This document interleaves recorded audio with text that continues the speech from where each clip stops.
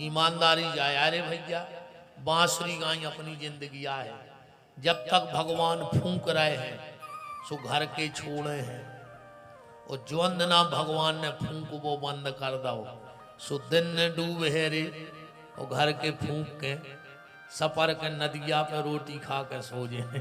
ध्यान रखियो, जब तक इस शरीर में भगवान सांसें फूंक रहे हैं तो परिवार ने फूंकने से छोड़ दिया, और जिस दिन भगवान ने फूंकना बंद कर दिया उतना ये संसार फूंक देगा। भगवान अदृश्य हो गए महाराष्ट्र में, और जो राधा ने करुण कंदन करो, भगवान उठे सिंहासन से।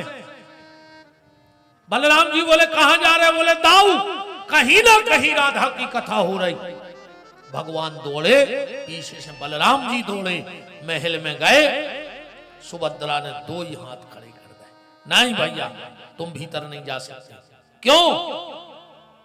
क्योंकि आज बड़ी मां, एक शब्द पकड़ना प्यारे, भगवान जब देवकी से काम होता था तो कहते थे छोटी मां को बुला के लाओ, जब रोहिणी से काम होता था तो कहते थे बड़ी मां को बुला के लाओ, पर जब यशोदा का नाम आता था तो भगवान ये नहीं कहते थे कि बड़ी मां को बुलाओ, छोटी मां को बुलाओ। जब यशोदा का नाम आता था तो कहते थे मेरी मां को बुलाओ। यशोदा भगवान की मां है, क्योंकि यशोदा की वो ममता है, वो ममत्व है, दुनिया की ऐसी कोई मां अभी तक नहीं हुई होगी जिसने जीवन में एक बार अपने मोड़ा को कन्हैया ने कह दी हो। एक ने एक बार तो कछु ने कछु बात ढार के कन्हैया कह दे कहते तो कन्हैया हो रहा हो हमारा लल्ला आए, क्योंकि यशोदा की ममता का तो कोई मोल है ही नहीं, ममता का कोई मोल नहीं है, पर यशोदा की ममता तो ममता का भी मुकुट है, इतनी ममता किसी में नहीं होगी। भगवान बोले बहन चलो भीतर ने जान दे, हमें सुन लेन दे का हो रहा, क्योंकि भगवान दूर से भी सुन सकते हैं। रामायण आप पढ़ते हो, बिन पग चलई सुनई बिन काना, करते कर्म करहु विधि नाना। भगवान ने कान लगाया और राधा के प्रेम की चर्चा हो रही। भगवान इतने द्रवीभूत भय और जोर जोर से चिल्लाने लगे राधे राधे राधे।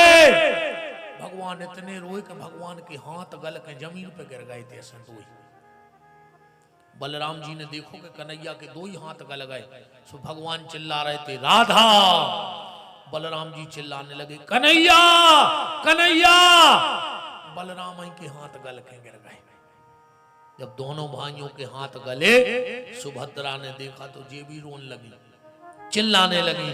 भगवान कह रहे थे राधा, बलराम कह रहे थे कन्हैया, और सुभद्रा जी बोली भैया भैया। सुभद्रा के हाथ के पांव गल गए। नारद जी ऊपर खड़े थे, बोले प्रभु जो कौन सो चमत्कार है या कौन सी लीला है, इस रूप लीला का नाम क्या होगा? भगवान बोले नारद इसका नाम होगा राधा प्रेम गलबित अवतार, राधा के प्रेम में गला हुआ अवतार। प्रभु मैंने तो आपका दर्शन कर लिया, अगर आपको और किसी को दर्शन करना हो तो कहां मिलोगे?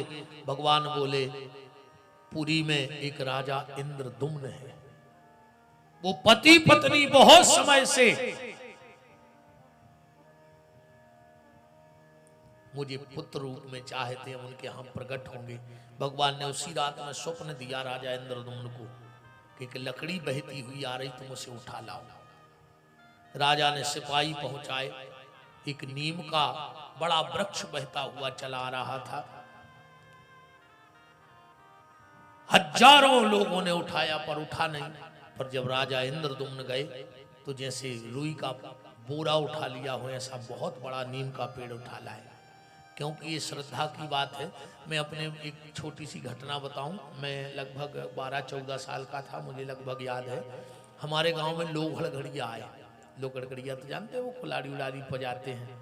वो आए तो हमारे खेत के बगल में डेरा बना लिया। हमारा जो जितनी भी ठाकुर जी की दी हुई जमीन है वो गांव से लगी है। तो वहाँ एक हनुमान जी का मंदिर था, तो उसके यहाँ बाल बच्चे नहीं होते थे, तो उसने बब्बा के यहाँ कह दिया होगा, बब्बा ऐसे ही बैठे थे टूटे से चबूतरा पे, कि बब्बा अगर हमारा बाल बच्चों हो जाए तो हम मंदिर बनवा दें। 1 साल बाद वो आंसू बाल बच्चों ही लेके आओ, बब्बा की कृपा हो गई। तो उसने मंदिर बनवाया, मंदिर बनवाया, अच्छे विद्वान विद्वान पंडित आए।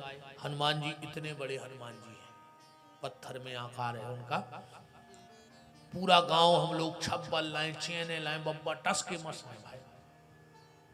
अब सब परेशान कि बब्बा को उठा के नए मंदिर में बैठा ने।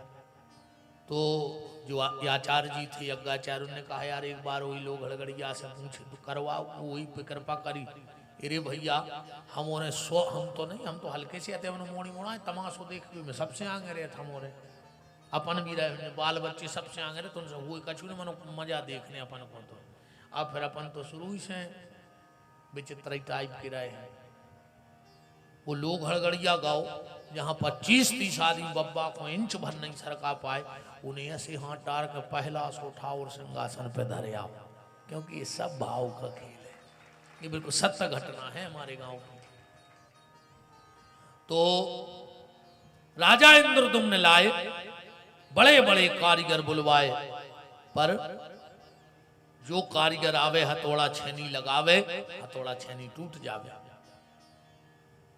चिंतित हो गए राजा। एक दिन भगवान विश्वकर्मा जी आए और उन्होंने घोषणा कर दी किसी को मूर्ति बनवानी है। अब राजा इंद्रदुम्न तो ढूंढ ही रहे थे, बोले हाउ बनवानी है, हमारी एक शर्त रहेगी। बोले क्या? बोले 16 दिन तक जिस कमरे में मैं मूर्ति बनाऊंगा वहां कोई नहीं जाएगा, ना कोई बाहर आएगा ना कोई भीतर, तारे लग जाए। बोले हाउ। राजा ने कही हमें तो मूर्ति बनवावे से मतलब है। ताले लग गए, विश्वकर्मा जी कैद हो गए, 6 दिन हो गए। रानी बोली टीएम होगा और एक लाइट माइट बुझन लगी, चलो चलो कुछ नहीं। 6 दिन हो गए। रानी ने कहा राजा उस बढ़ई विश्वकर्मा को देख लो, मरमरा ना गया हो।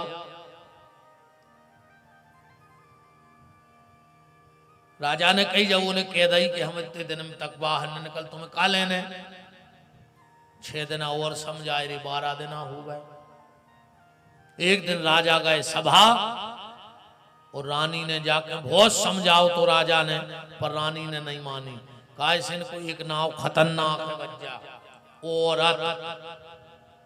और इनको और भर आवे, फिर जी ब्रह्मा की नहीं मानत। कैसे नाव है औरत गरीब हो, 2 औरत नहीं, 2 औरत। ये 4-5 काम बहुत कठिन है, जे को कर ले वो साई खेड़ा में से हाथ उठा दियो। हाँ हम जो चूरा दे दे, जे को जे 4 काम कर ले उसको जो चूरा ले जज्जो।